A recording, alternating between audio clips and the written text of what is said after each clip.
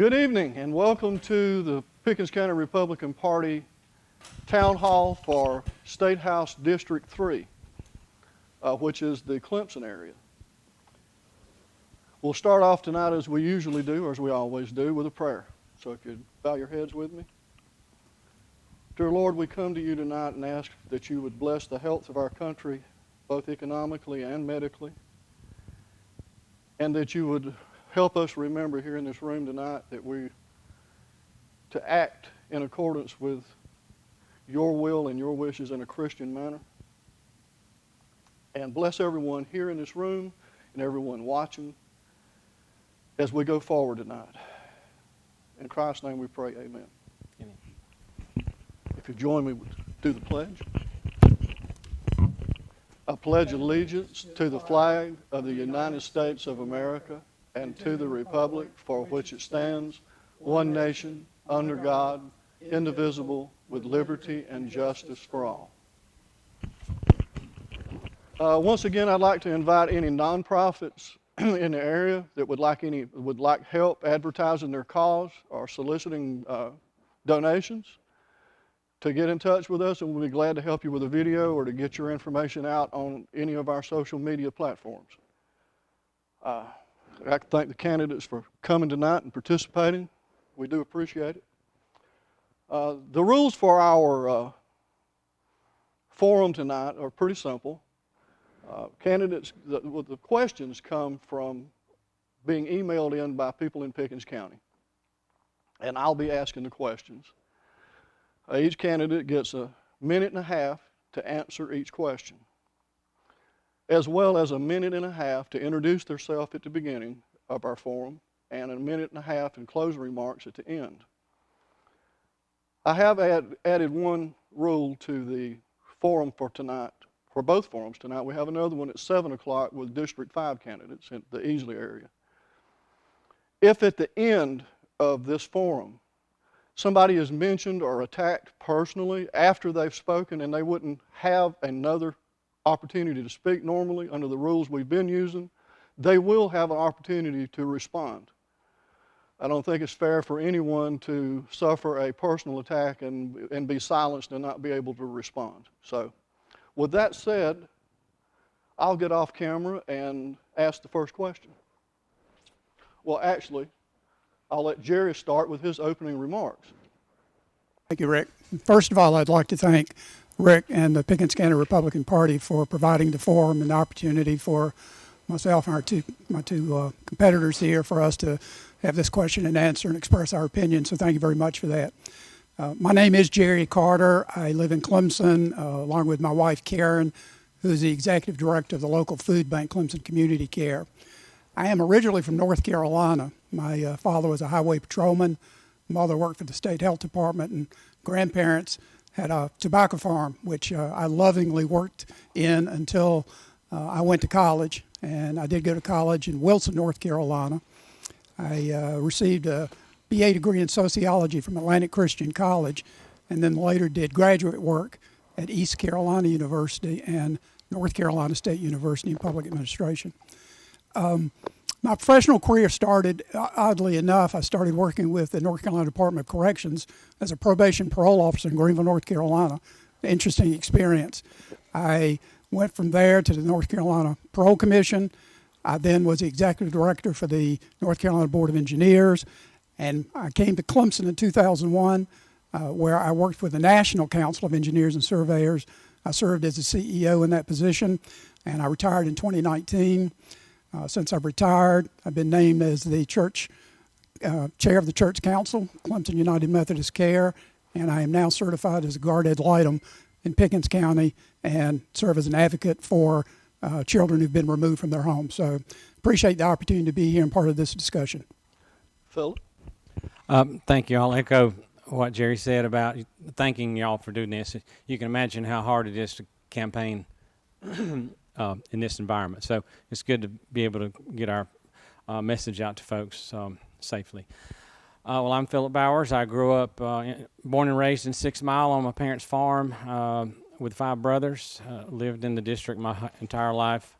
I graduated Daniel High School, went to Tech, got a 2-year degree in maintenance in HVAC.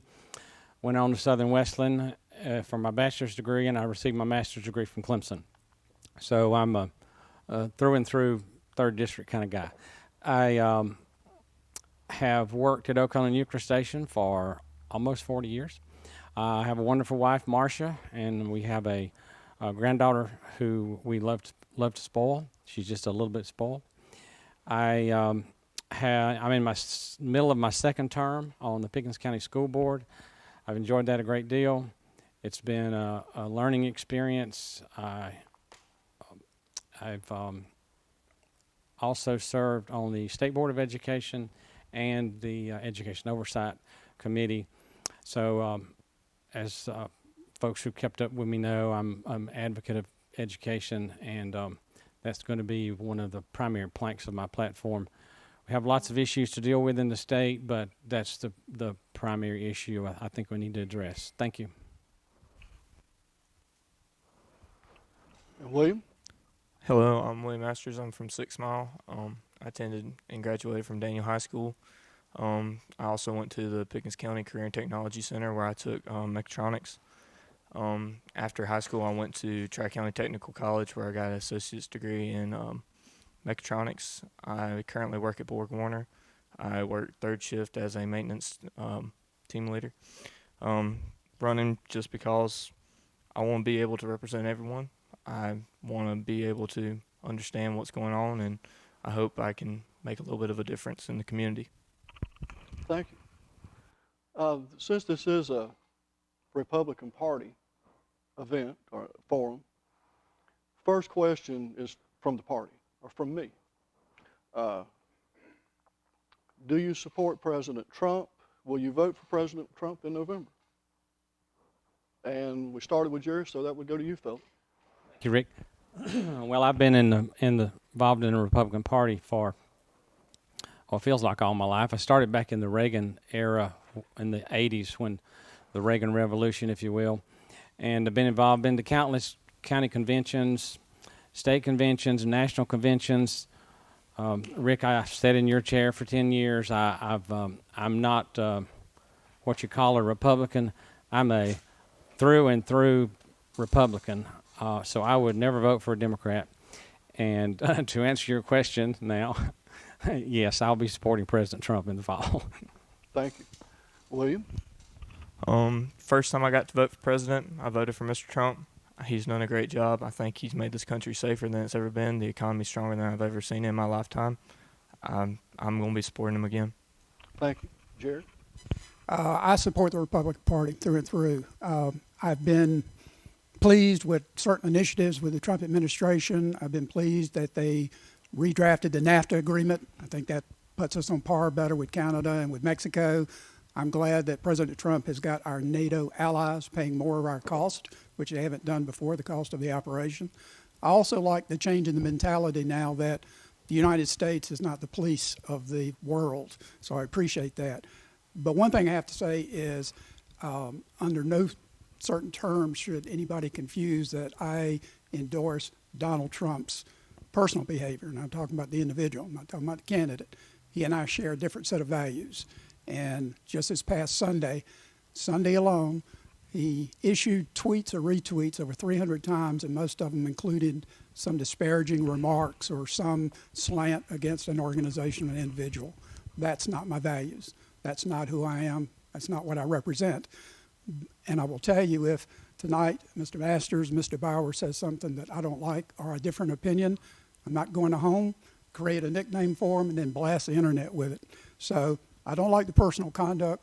I like some of the initiatives. I am supporting the Republican Party. Just to clarify, yes or no, or will you be voting for him in the fall? That was the question. Well, I'm saying I'm voting for the Republican Party. I'm hoping if he's reelected, he will demonstrate greater leadership and better personal goals than I've seen in the first term. Fair enough. William, we'll start with you this time. What would your position be on allowing, this question's from Amy. What would your position be on allowing illegal or undocumented immigrants to live and work in South Carolina? I'm not for it. There's too many people in South Carolina that are hurting. on their own that are American citizens. Anything that we can do to help them, I would be for, and helping others that are not supposed to be here really just puts a burden on the community and on the economy of our state. So I wouldn't approve of any such measures. Thank you. Jerry? No, I agree with that. I think there are certain measures that certainly need to be taken with respect to undocumented aliens. The problem is there's a draw and a drain on our systems, our health systems and otherwise. And there's a process to be able to identify and have these people in the country legally. And we need them. We need them in the country in terms of they provide a great portion of our labor force. Just currently, they're doing it illegally. They're here. And again, there's a drain on our education systems, social systems, and otherwise. But I do support greater control in terms of protecting our borders and having greater control about who's able to reside legally here in the country. And Philip? Thank you, Rick. I support what the President Trump is doing with our borders and security. I believe this episode with the coronavirus just underscores the need for better control of our borders and who comes into the country. So, no, I would not support undocumented workers or illegal workers. I think if it's great to have folks come here legally and work, we just need to make sure that they follow the process. Fair enough. Jerry, one more question from the party, from me. Can you give me two planks out of the party platform that you would be supporting once, if you were elected, something you would take to Columbia and try to advance? 2 planks out of the platform, the party platform. Well, certainly. The state party platform. Okay. And I'm trying to remember, but the thing that you always know is got to be there is being physically conservative, making sure that we are making proper use of our funds. And the other thing would just be transparency and ethics in government, which I do believe is part of the platform for the South Carolina Party. That's got to be something that is just tantamount. We've got to make sure that people have trust and confidence in our government and our government officials. Fair enough. Philip? Well, there's not much I disagree with in the party platform. It's pretty thorough. I can't quote it verse and chapter and verse, but right now, individual liberties and individual responsibility is a big issue to folks that I talk with.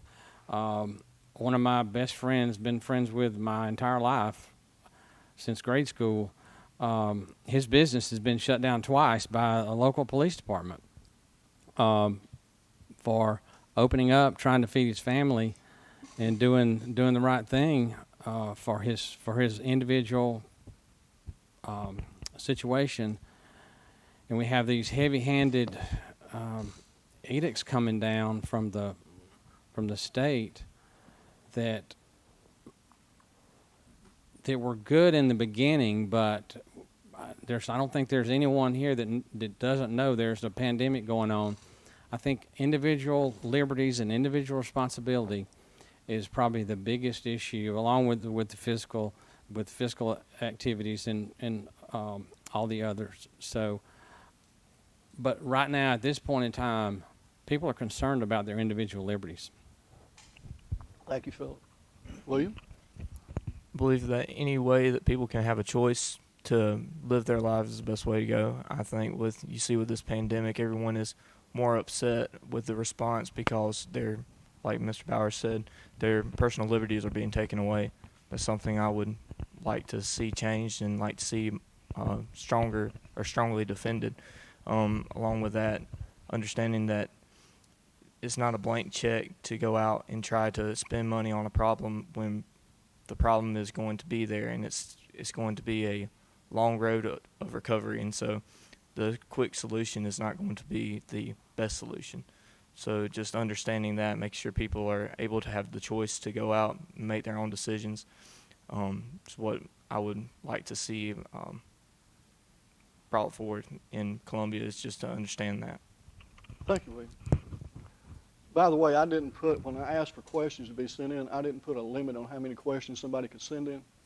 So as long as they're decent questions, I don't have any problem, if you guys don't, with having more than one question from one person.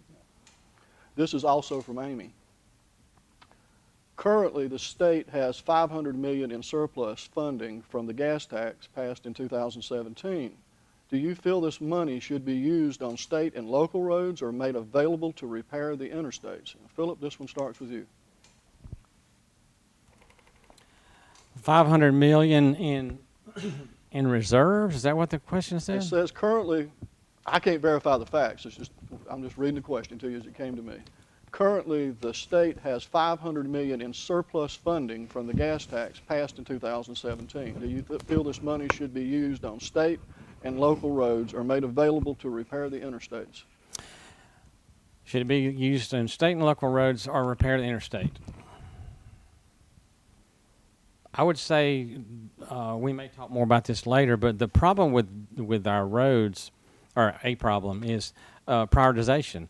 There's too much politics involved. What we should do, and when I served on GPATS, which is the Greenville Pickens Area Transit Study, that was one of the things we tried to do, was prioritize roads and spend the funding.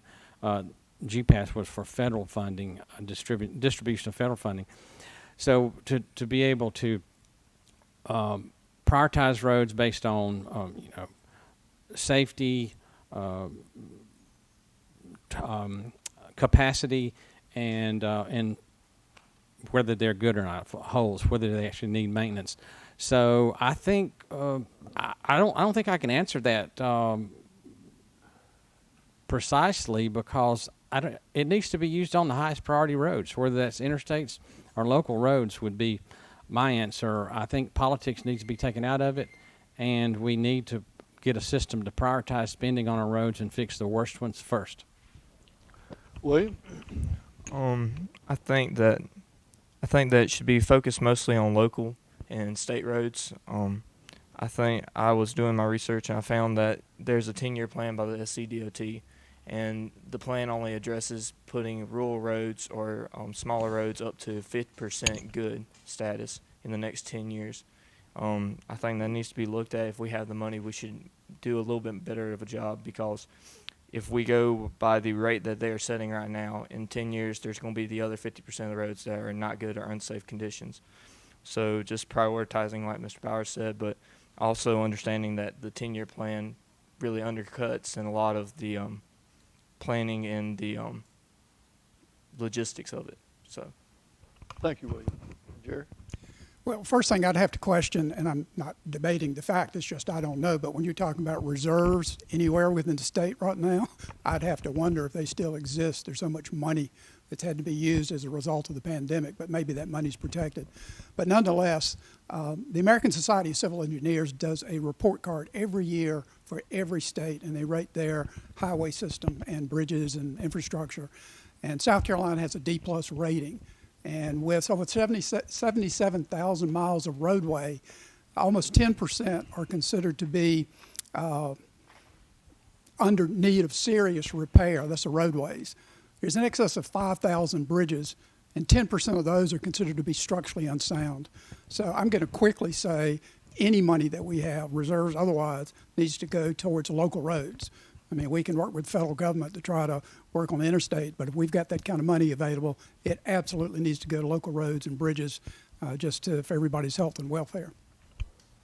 Fair enough. Let's see, we started with you, Philip, right? This last time. Yep, and it finished with Jerry. So, William, this one's yours. Last question from Amy. I thought these were good questions. That's the reason I was using them, 3 from her.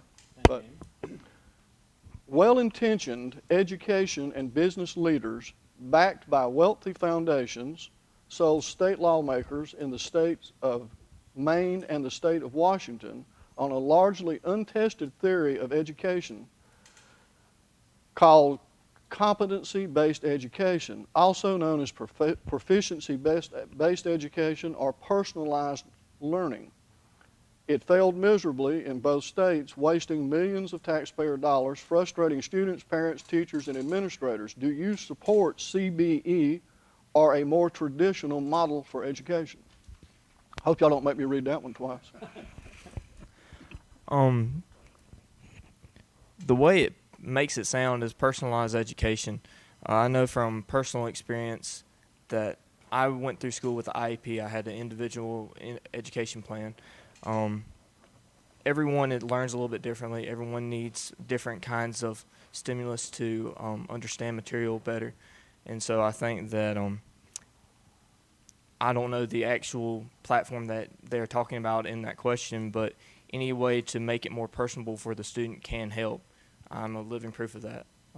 Any way that you can help visualize or put hands-on studies really impacts the student's life and makes them more able to understand and comprehend things. Thank you, William. Jerry? Yeah, and I'm not familiar with this program that they're talking about. I have some concerns about doing anything that sounds like it's personalized, but this is one of these things that I would defer to experts. But I do know I read a report last week from South Carolina Reports, and it said that there's a significant lack of achievement in terms of in our elementary schools and so forth, and it raises the question about our ability to have our children trained to match the skill sets that are going to be required in the coming 5, 10, 20 years. The other thing is, the concern is we're already missing the mark, and now you've had this happen with the pandemic. So what we can't do is just drop even further back as a result of the pandemic.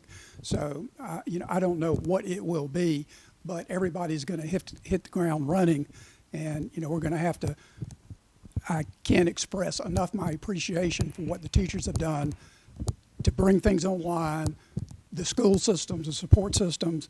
It's been amazing. I very much appreciate it. But, my thing is we've got to do something to make sure that we are giving our kids the skills that they're going to need in order to be successful in the future. We all just need to work together to find the best solution for that. Thank you. Philip? One of the problems with education, and having been involved with a number of years, is it seems like there's a new flavor of the month that comes along periodically, and we've just layered these things on over the years. And competency-based education is just another theory that someone has developed. There's some aspects of it that they're good, some not good. One thing I would like to see that's sort of related is the elimination of seat time. You have to have so many 26 Carnegie units in order to graduate. You have to have so much time, seat time in the classroom. That's not effective. There's so many ways to learn for students to learn nowadays that the theory of sitting in a classroom for 12 years is the only method. We need lots more options like we have in Pickens County. We've established school choice across the county. We have 2 magnet schools we've started that are doing great. We even partnered with a charter school. I think the answer to a lot of our educational issues are more choices for parents. As Mr. Masters said, every child learns differently, and we need to give parents options. So that's where I'll leave it, is that more choices are better. And it's nothing to be afraid of, really. Sometimes there's negative connotations about choice in education, but it's working here in Pickens County. I think it could work elsewhere if we give it a chance. Thank you. Thank you, Phil. Jerry, we'll start with you on this one. This is from William. What do you think you could do in Columbia to bring economic development to Pickens County? Well, I have previously met with Ray Farley, who is head of economic development here in Pickens County, and the thing I'd have to press for is what appears to be the problem is there's no additional space at the industrial site here. There's not a location to be able to bring and promote industry. So I'd have to work with whomever it would be, labor, commerce, to try to figure out where we can get the funding to be able to acquire additional lands. And obviously you just can't pick any piece of land. It's got to have interstate access.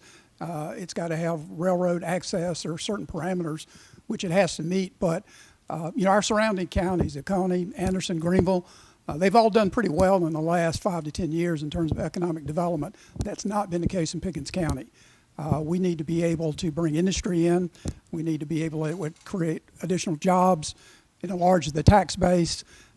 So it's a matter of getting with whomever you need to, the people who can make the decisions and give you direction, commerce, labor, the governor. I don't know who it would be, but it's got to happen. We can't let all this success be around us and not be included in Pickens County. Philip? Thank you, Rick. One of the problems with economic development is we have to practically pay people to come here. What I'd like to do in Columbia is put in place the education. You got to have education. We're last in the nation by a lot of reports.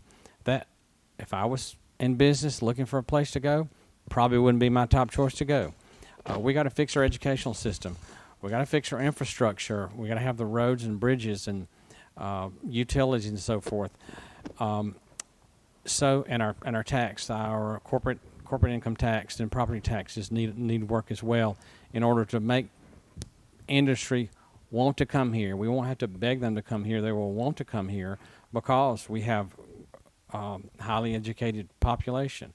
We have the infrastructure in place, and they will naturally come. As far as Pickens County goes, it goes back many years, but the saying goes, if you don't know where you're going, any road will get you there.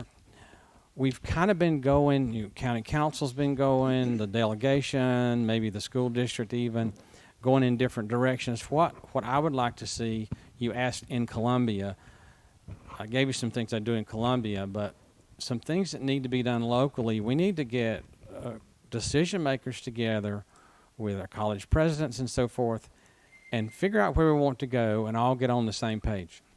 Fair enough. William? I believe the biggest thing is infrastructure. Pickens County doesn't have I know the biggest problem that we have in 6 Mile and Norris is there's not a centralized sewer system.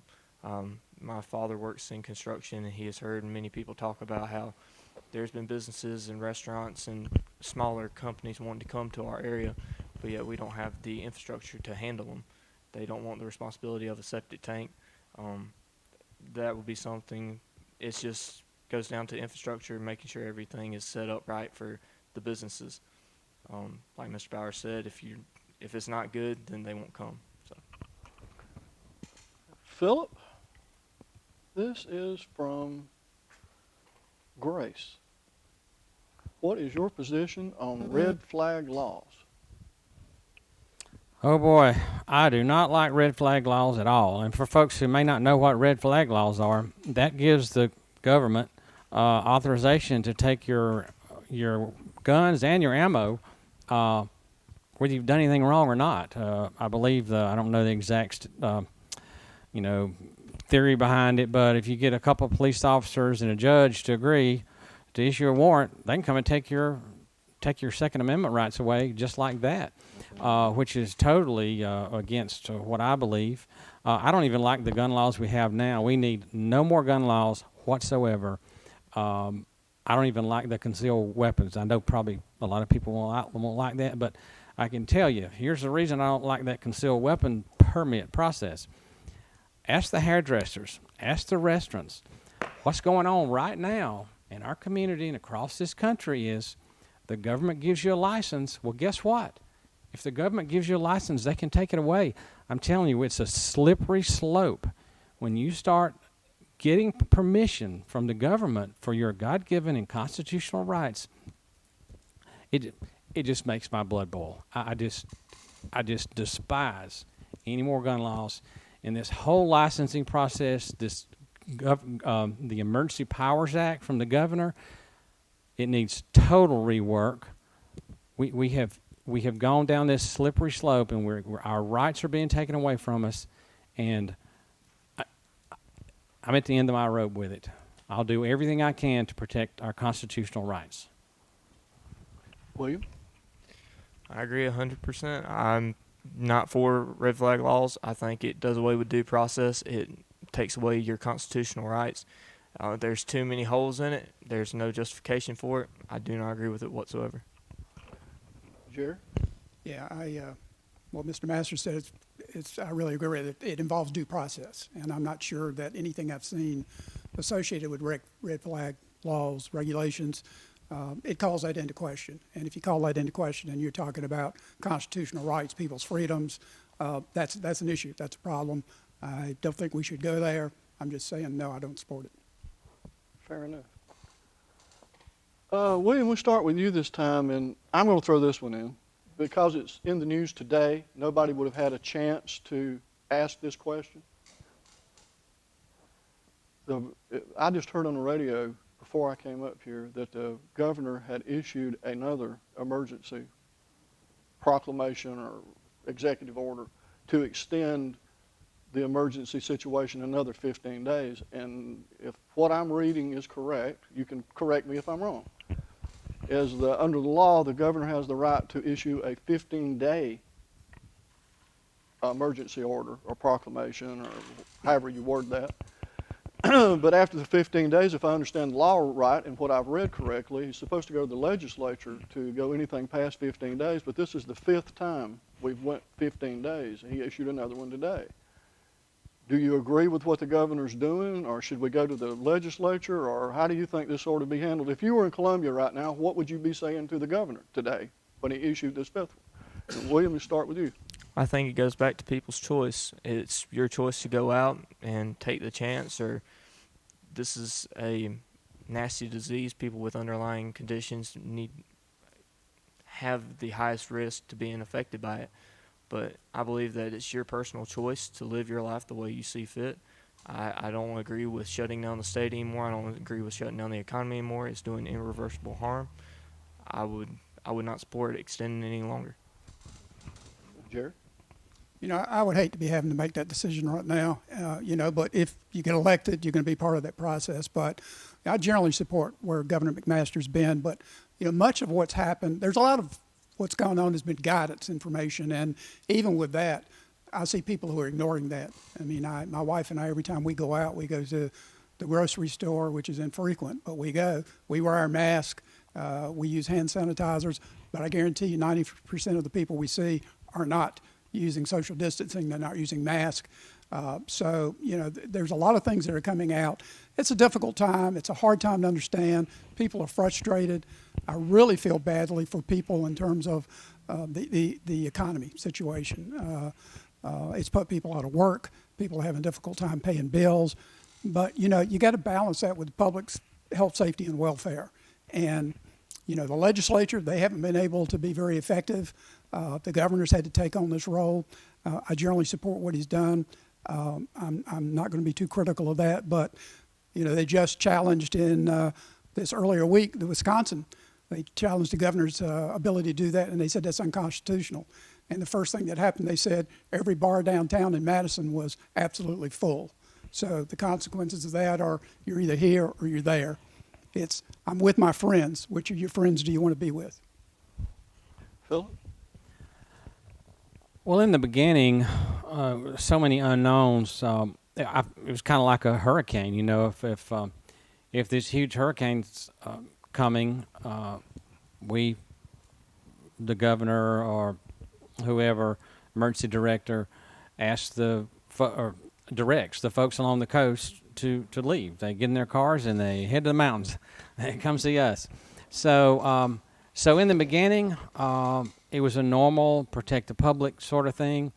But now, I would say after the original 15-day order, Rick, I venture to say that probably not a single adult in the state didn't understand the concept of washing your hands, don't touch your face, and so forth, just like anything else. So today, I don't want to minimize the effects because it is a nasty disease, as Mr. Master said.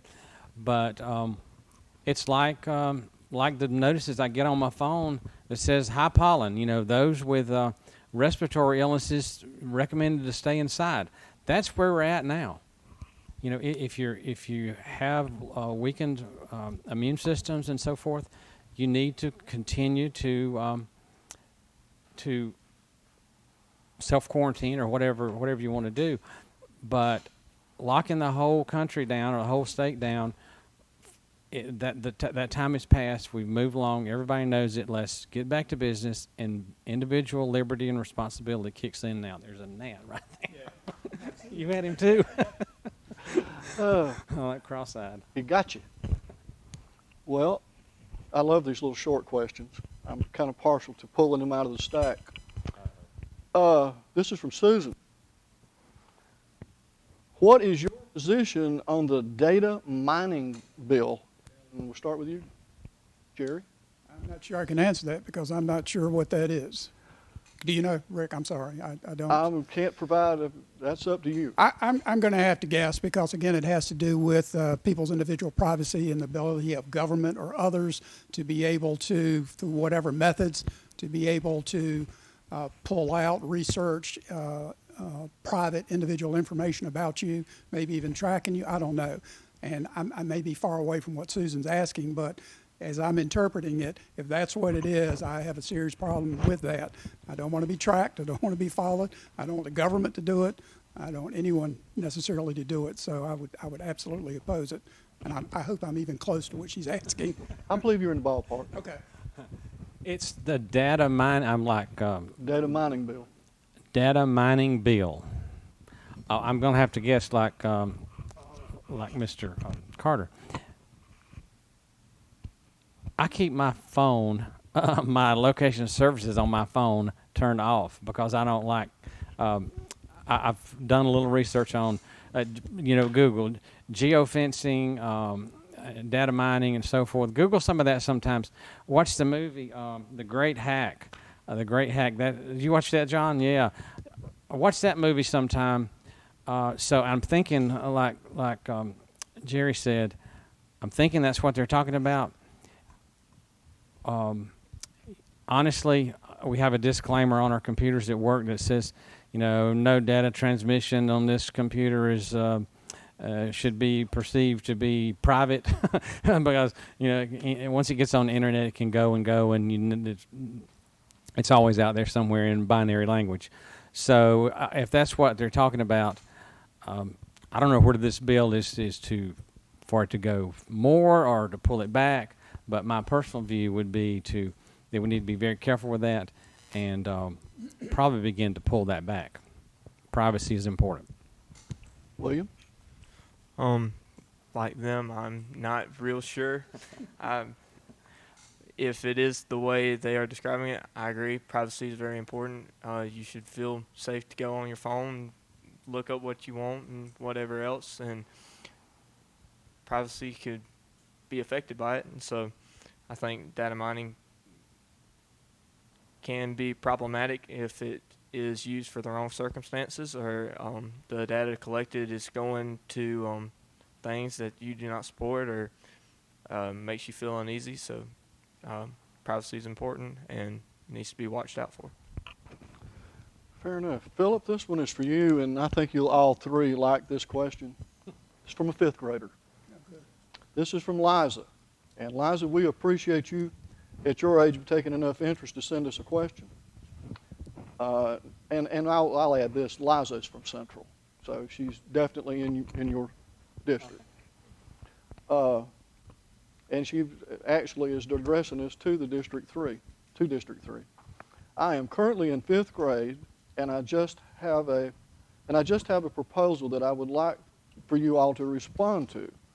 I would like more parks in Pickens County. That's what makes Pickens County a good place to grow up. Do you agree? Why or why not? You're up. Thank you, Liza. Parks are important. Recreation is becoming more and more important. Honestly, I don't have a lot of hobbies. I work. I like to work. I grew up on a farm. There wasn't much time for hobbies, so I never really developed any hobbies. I do like to take my granddaughter fishing. I have some golf clubs that I don't use. I don't own a boat, don't own a motorcycle. I have lots of work on various things, Liza. But parks are important from a state level. I think adding more parks would be problematic. I would like to see more access to the public lands that we have and improving that.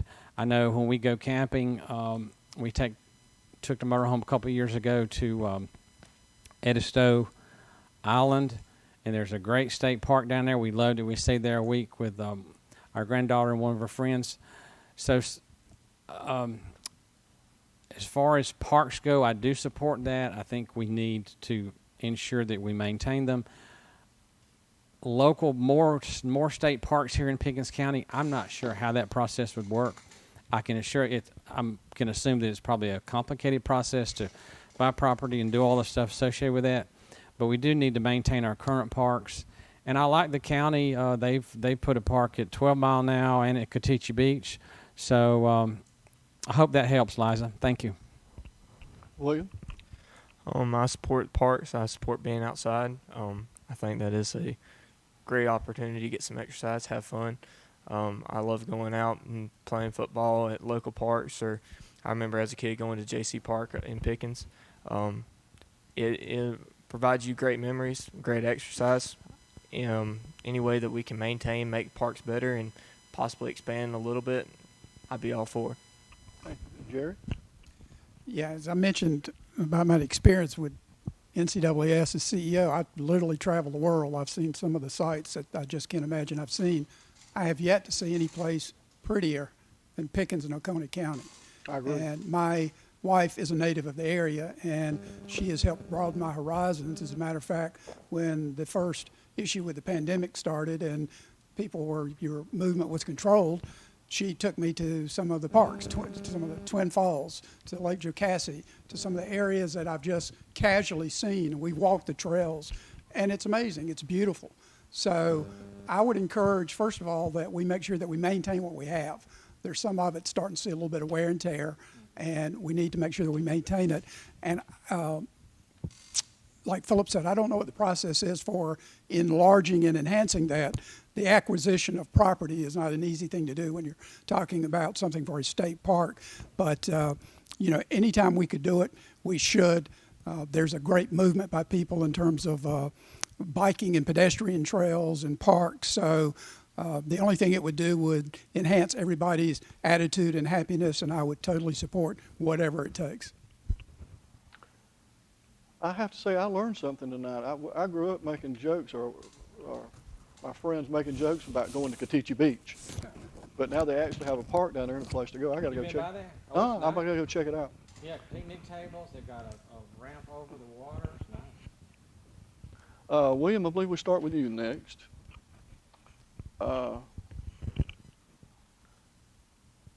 This is from Vanessa. What would your plan be to help those who have lost their jobs or had to close their businesses, in some cases never to reopen because of the virus? I don't have a specific plan, but I understand where you're coming from. I think that anything the state can do, if it be loans or trying to direct some more federal funding to the area, would be a great help. Any way to get us back to normal would be my stance. Any way that you can help people is top priority. We're representatives for the people, and so we need to help everyone. And so people that have shut down their businesses or people that have lost their jobs, I have faith in the economy and the American people to bounce back. We always do. So just have a little bit of faith in the process, and things will get better. Jerry? That's a really difficult question, and I think anybody and everybody can guess at what the answers would be. But there's going to be some people that their careers are not going to come back, their professions, what they did, their jobs. So there's going to have to be a combination of things. There's going to have to be some retraining. People are going to have to be re-educated in certain fields, be provided the opportunity to learn new skills, new aptitudes. One of the things I'd like to see, and this kind of goes back to the administration, the federal government, one of the things that President Trump talked about during his campaign is putting forward an infrastructure bill to deal with our crumbling infrastructure, which is in seriously bad situation. There's so many positives that would come out of that, not only fixing our infrastructure, but it would create a ton of jobs, create a ton of jobs. Again, it would increase the value of businesses, of people's property. So everyone's going to have to be creative. We're going to have to be creative. We're going to have to be kind. We're going to have to be helpful. But everybody, I hate to use a worn-out phrase, but you're going to have to think out the box. We're going to have to help people figure this out, and we're going to have to be as collegial as we can and be good neighbors to do so. Phil? The question was, what could the state do? Would you read it again? Ooh, I flipped away from it. Okay. What would your plan be to help those who have lost their jobs or had to close their businesses and in some cases never to reopen? How would you help those people? What would your plan be to help those people? It's tough. A lot of things worry me about this. I mean, I was worried about the national debt or deficit before this at 20-something trillion. Now it's, I think, approaching 26 trillion. So recovering from this is going to be very painful, and we're going to pass it on to our kids and grandkids. So that concerns me. One thing I heard this week pertaining to that was, I think the federal government is going to give us some money for recovery, and there was some discussion about instead of spending that money on other things, putting that money into the Social Security, the Unemployment Security Trust Fund. I understand the trust fund is running low, so we haven't gotten to the end yet, Mr. Chairman. So I don't know where it's going to end, but it's going to be challenging for all of us. But probably the best thing to do to answer the question specifically to help those who are out of work is to rebuild that unemployment security trust fund back up so that we can help folks through this. All right, thank you. This is from Richard. What do you think needs to be done to solve the drug problem in Pickens County, and how do you think you could help once elected? Well, it is a serious problem, and even if you think you know how serious it is, you don't. As a result of me becoming a guard ad litem, I think every case except two that I've had involved children having to be removed from the home because a parent was addicted to or regularly using methamphetamine or opioids of some variety in front of the kids, so the kids had to be removed. I've attended two separate presentations by resource groups that provide counseling, and at each one of them I've just been amazed at the statistics are even more than I would have imagined. The amount, literally, of the dosages of opioids that are prescribed or have been in the past are astronomical. So the first thing's got to be is just education. People have got to be made very, very aware of how serious the problem is. It's not just the small problems in a part of a county. It's throughout the county. And economics don't really control who's using drugs. It's low income. It's people who've got plenty of money. So it's got to be education. It's got to be resources. We've got some of these organizations that already exist. We've got to make sure they've got appropriate funding so they can hire the counselors. They can be at the emergency rooms when people have overdoses, need counseling. Just got to make those resources available. They are available in the county already, but we've got to do a better job of making them available to help people out. Fair enough. Philip? Thank you, Rick. The issue with drugs and crime and so forth, yes, we do have a problem. I believe law enforcement's doing a pretty good job. It's hard. I was an officer with the sheriff's office for about 10 years, many years ago.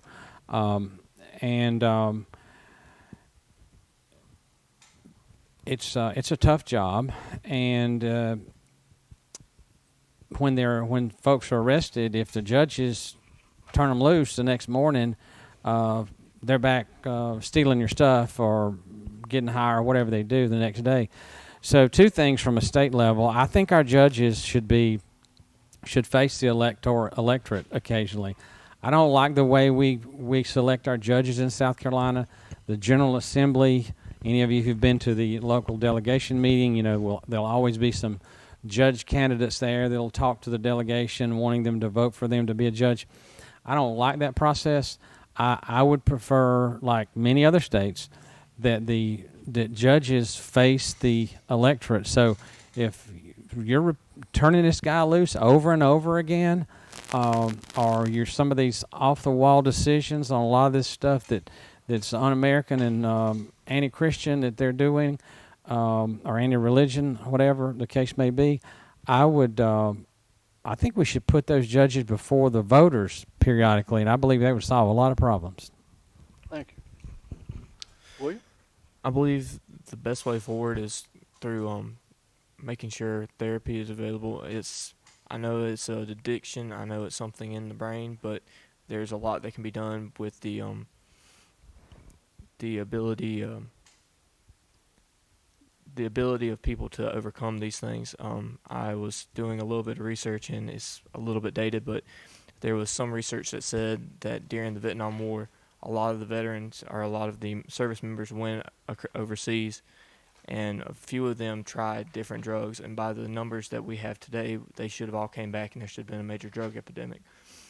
Changing the scenery, changing the ability for people to be exposed back into the family life really helped them. We didn't see that. I think a lot of it goes back to social situations, social changes. It's not economic, but it is the way we handle things needs to be looked at.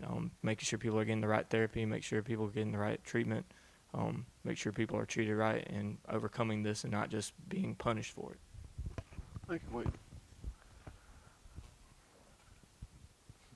Start with you this time, Philip.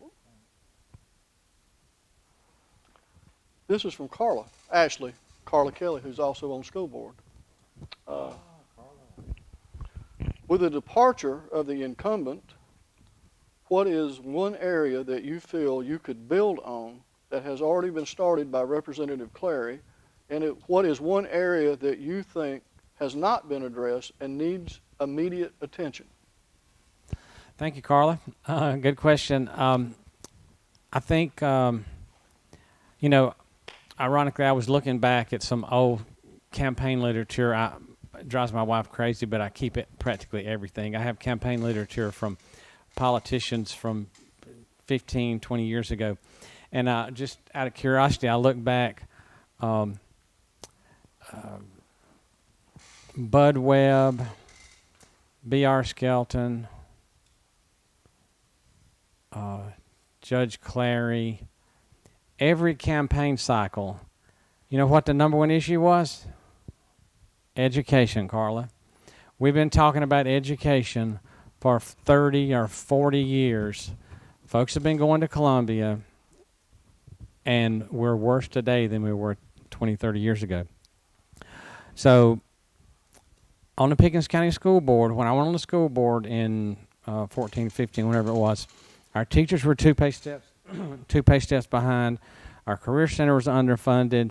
Our buses were breaking down. We had no money set aside for maintenance. We fixed all that. That's why I want to go to Columbia. I want to be your representative in Columbia, and I want to fix some things like we've done here in Pickens County. Government can work. It can be fixed. It just takes a lot of blood, sweat, and tears and prayer, and we have overcome so much here. I know it can be done. We just got to send some folks down there who will actually get something done and stop talking about it like we've done for the last 20, 30 years. William? I won't be able to shine a light on Pickens County. He did a great job making sure Pickens County and District 3 had the representation it needed. I just want to shine a light on them, make sure everyone is applied equally throughout the district. Want to see all the major problems looked at and really bear down on instead of just passed off to the next legislature or the next legislature. He had a quote I found that said, "Be patient in the process. It doesn't hurt to be patient with others." I think working well with others really makes a difference. Going down there and having a level head and being able to understand the process, being able to work with others, and collaboration is key. Jerry? I think Representative Clary's done an excellent job on some issues related to like air quality and water quality, which I have a concern about, particularly water quality.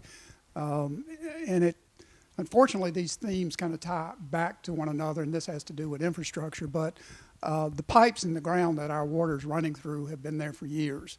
And I know a couple of times, it seems like a year, we get this boil water advisory because you've got tainted water, and a lot of times it's because of what's coming through the pipes, the old pipes, the corrosion. And I think Representative Clary's done a good job in trying to highlight that that's a real issue, and it's something you just can't talk about because it takes time to solve the problem. You need to invest money, and we need to get something done. In terms of things I would work on that maybe I'm not satisfied with, and I'm not saying Representative Clary was not successful or not good at this, but again, it goes back to economic development in Pickens County. I just don't see where there's been that drive and that motivation. We're fortunate to have what we have, but unfortunately, Pickens County in some ways depends too much on Clemson University. I mean, that's a magnificent thing to have in our community, but Clemson University controls too much of life and what goes on in our district. And what we need to do is enlarge that. We need to bring industry in, again, create different jobs, varied jobs to be able to be available to all the citizens of the 3rd District. Thank you, Jerry. This will be the last question, and then we'll go to closing remarks. I had set the goal of trying to keep these forums at around an hour, so they're not so long that people will get bored watching them, or too badly anyway. No reflection on you, gentlemen. This is from Brenda. According to the state newspaper, in 2019, more than $20 million of state tax dollars were funneled to pet projects of legislators, including some that benefited relatives, including some which benefited relatives. Some state money is sent to nonprofit organizations with ties to legislators or relatives. Once the money is paid by the state, it becomes hard, if not impossible, to track where the money went. Is this type of spending at the state level appropriate? And William, it starts with you. I don't think it's appropriate. There's better things that this money needs to be used for. One that comes to mind is education and roads. The money that is being wasted, for lack of a better word, should be going towards projects that really affect the community and help people. The state is blessed to have the budget that it does, the surplus that it does, but we need to be smart and not complacent in how we spend it and how we use it.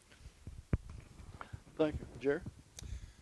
When I was in North Carolina, when the legislature was in town, I was working at the legislature, so I had a lot of experience with it. One of the things I absolutely abhor are bills that have money hidden in it, earmarked money, pork barrel. That's what we're talking about, and I absolutely despise that. I despise when people take a very long bill and they insert something at the end of it that has nothing to do with the bill. So one of my platforms for my campaign is transparency and ethics in government. And I think as a voter, I need to understand, I need to be able to read a bill and understand what it's about. I need to understand if there's money that's going to a special cause for a representative, something that they have an interest in. You know, that's fine if it's public and it gets passed and you're willing to take, whatever the brunt of criticism or credit, that's fine. But it's all about transparency. We need to make sure that that information is available. It's not hidden in any way. Voters deserve to have that information. And Phil? Thank you. I had a vice president I worked for one time that said, if you put good people in a bad system, the system wins every time. And that's what we have in South Carolina. Pork barrel spending is just the tip of the iceberg. Earmarks, or whatever you want to call it. The process we use for so many things, education, the way the State House works with a few people controlling everything, it totally goes against our democratic process. What needs to happen, and it would take time, is the system needs to be changed where you don't have, the Speaker of the House, Chairman of Ag, Chairman of Ed, chairman of our LCI and Ways and Means. Those 5 people make all the decisions in the House. In the Senate, you got the president of the Senate, Hugh Leatherman, practically. I mean, that pretty much covers everything. They make all the decisions. They get the pork and they send it where they want to. And South Carolina is labeled as a red Republican state, but in reality, we have a few Republicans who will give these earmarks to the right Democrats. They can build a coalition by handing out these tax dollars to various things, and they're able to get legislation passed that way. The whole process needs to be revamped. I would work toward a more ethical way of doing it, and that's what I'll leave it there. Thank you, Philip. Well, we've come full circle. We started with you, Jerry. We're going to finish, but you get to start the last round. You started the first round, you get to start the last round. Well, thank you. Well, again, I appreciate the opportunity. I appreciate my competitors here, the collegial part of the campaign. That's been great. Since when I retired, I made the decision that I was going to give back to the community, and that's what I'm trying to do. I'm serving my church. I am serving the family court system and trying to help out with kids, and would love the opportunity to be able to represent the district in Columbia. I've got the experience and the interest. As a CEO, I managed a national organization that annual operating budget of $25 million and reserves of $60 million. I've always had a constituency during my professional life. As the executive director of the North Carolina Board of Engineers, we had nearly 40,000 licensees. Every one of them had my email and phone number, and I think I heard from most of them. When I came to Clemson in 2001, I was responsible to 50 state boards in 5 jurisdictions. They also had my phone number, had my email address. So I know how to serve a constituency. I know how to ask the better informed people, get the information, condense that information, help put it in an action plan, and then try to move it forward. So I would be deeply grateful for your vote and the ability to represent 3rd District in Columbia. Phil? Again, thank y'all for doing this. It's been a pleasure. Learned some things, and I appreciate it. We're facing some big challenges in South Carolina. We had big challenges before the coronavirus came here. It's even more now. We were starting off with a $2 billion increase in revenue, and we were going to do all these things. They gave the director of the DOT. This is really strange. We have some of the worst roads around by most standards. She got a 32% raise. They're handing out money to everybody down there. Just a few months ago, this coronavirus is just turned everything upside down. We're facing major obstacles ahead. It's going to take somebody with some experience working through the bureaucracy and being willing to take some heat. It's not going to be easy. Somebody's going to be upset, and it's going to be tough. We've done that on the school board. As I said, when I went on the school board, it was a tough first couple of years. Our teachers weren't being paid enough. Our career center wasn't funded. Our buses were breaking down. We had no money. Boards prior to us built all these new schools. They had zero money to fix these schools, to do repairs. We've corrected that. Pickens County School District is in better shape than it's been in decades. I know how to do that. Columbia needs some of that work, and I'd like to be a representative to do that. Thank you. I'd just like to thank everyone for taking time out of their busy day to watch this. I know everyone has lives, or if you're at home because of the virus, I hope things turn out well.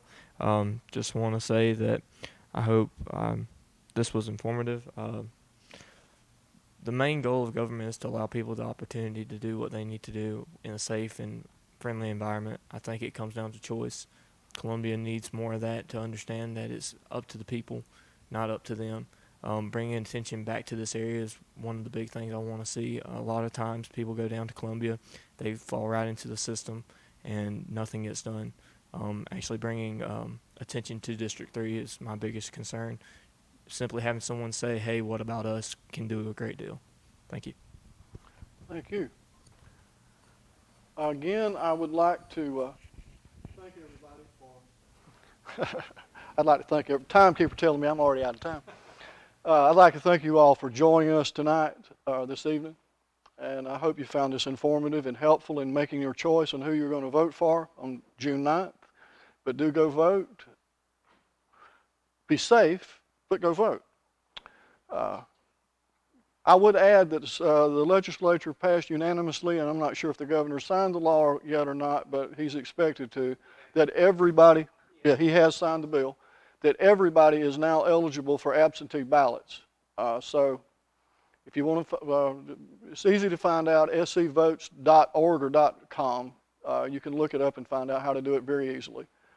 At any rate, thank you for joining us. Our plan is to have the next town hall with District 5 at 7 o'clock. So tune back in at 7, and we will try to do this one more time. Thank you for joining us.